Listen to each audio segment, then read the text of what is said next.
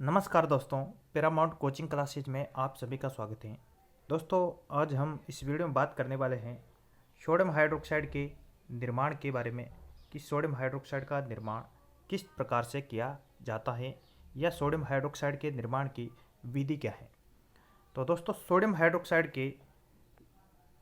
Hydroxide का जो निर्माण होता है, सोडियम क्लोराइड के जलीय विलयन क्या करवाया जाता है, विद्युत अपघटन करवाने पर होता है। जैसे हम सोडियम क्लोराइड के जलीय विलयन का विद्युत अपघटन कराते हैं दोस्तों, तो हमें विलयन के रूप में ही सोडियम हाइड्रोक्साइड प्राप्त होता है। तो दोस्तों, यानी सोडियम हाइड्रोक्साइड के निर्माण के लिए जो हमें आवश्यकता है वह है नमक की, यानी सोडियम क्लोराइड, जिसे हम साधारण नमक भी बोलते हैं। जो ही हम विद्युत अपघटन कराते हैं दोस्तों, तो एनोड पर हमेशा क्लोरीन गैस का निर्माण होता है और कैथोड पर हाइड्रोजन गैस का निर्माण होता है। कैथोड है यहाँ पर दोस्तों, कैथोड पर ही हमें विलयन के रूप में सोडियम हाइड्रोक्साइड प्राप्त होता है। तो दोस्तों, एनोड पर प्राप्त होएगी हमें क्लोरीन गैस, कैथोड पर हाइड्रोजन गैस और कैथोड पर ही विलयन के रूप में हमें सोडियम हाइड्रोक्साइड प्राप्त होता है। तो दोस्तों, इस प्रकार नमक के विलयन का विद्युत अपघटन कराने पर हमें सोडियम हाइड्रोक्साइड और क्लोरीन गैस और हाइड्रोजन गैस हमें प्राप्त होता है रिजल्ट के रूप में। दोस्तों, इसको एक डायग्राम से हम समझ सकते हैं। दोस्तों, यह है नमक के घोल का विद्युत अपघटन का एक चित्र है। इस चित्र से हम इसको समझ सकते हैं। दोस्तों, इस चित्र में सबसे पहले एक पात्र होता है और उसमें दो चढ़े होती हैं जो ग्रेफाइट की बनी होती हैं। तो दोस्तों, ग्रेफाइट की बनी होती है क्योंकि ग्रेफाइट विद्युत का क्या होता है, सुचालक होता है। इस वजह से ये जो इलेक्ट्रोड हैं ये ग्रेफाइट के बने होते हैं।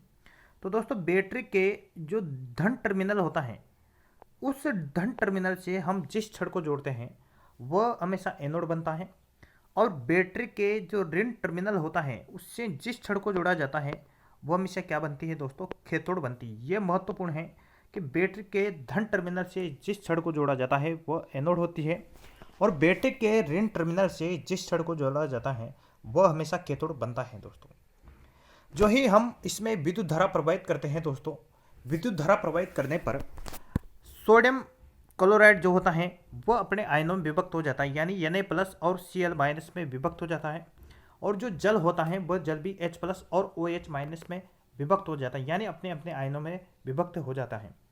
तो दोस्तों, बैटरी का जो धन टर्मिनल है उस धन टर्मिनल की तरफ हमेशा ऋणावेश ही गति करेगा, यानी इस साइड पे क्लोरीन आयन आएंगे और क्लोरीन आयनों से जो गैस बनेगी दोस्तों वह बनेगी दोस्तों क्लोरीन गैस, और बैटरी के ऋण टर्मिनल की तरफ हमेशा धन टर्मिनल ही गति करेगा। तो हाइड्रोजन इस ओर आएगी दोस्तों और H+ आयन इस ओर आएंगे, और H+ आयनों से दोस्तों हाइड्रोजन गैस का निर्माण होगा। तो दो गैसें बनी दोस्तों, एक तो बनी क्लोरीन गैस जो कहाँ पर प्राप्त हुई हमें, एनोड पर, और एक बनी दोस्तों हाइड्रोजन गैस जो कहाँ पर प्राप्त हुई हमें, कैथोड पर। तो ध्यान रखना है, एनोड पर क्लोरीन गैस और कैथोड पर हाइड्रोजन गैस प्राप्त होती है। और दोस्तों, विलयन के रूप में ही हमें इसके आसपास, यानी कैथोड के आसपास विलयन के रूप में ही हमें सोडियम हाइड्रोक्साइड प्राप्त होएगा, यानी सोडियम हाइड्रोक्साइड का विलयन इसी के आसपास बनेगा दोस्तों। तो दोस्तों, इस प्रकार से सोडियम क्लोराइड के जलीय विलयन का विद्युत अपघटन कराने पर हमें रिजल्ट के रूप में एक तो मिलती है दोस्तों क्लोरीन गैस जो एनोड पर प्राप्त होती है, एक मिलती है हाइड्रोजन गैस जो कैथोड पर प्राप्त होती है, और दोस्तों कैथोड पर ही विलयन के रूप में NaOH यानी सोडियम हाइड्रोक्साइड हमें प्राप्त होता है।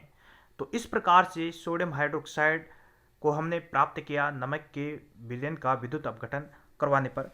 जो रिएक्शन होती है दोस्तों उस रिएक्शन को हम समझते हैं।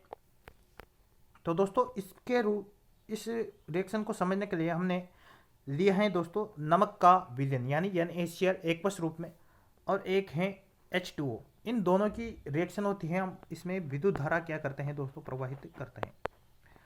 और हमें पता है रिजल्ट के रूप में हमें एक तो प्राप्त होएगा दोस्तों NaOH यानी सोडियम हाइड्रोक्साइड एक्वस में, यानी विलयन अवस्था में ही प्राप्त होएगा। एक प्राप्त होती है दोस्तों हमें क्लोरीन गैस, और एक प्राप्त होती है दोस्तों हाइड्रोजन गैस। ये हमें पता है कि नमक के घोल का विद्युत अपघटन करवाने पर रिजल्ट के रूप में NaOH एक्वस रूप में, क्लोरीन गैस गैस के रूप में और हाइड्रोजन गैस हमें प्राप्त होती है रिजल्ट के रूप में। अब इस अभिक्रिया को हमें संतुलित भी करना पड़ेगा।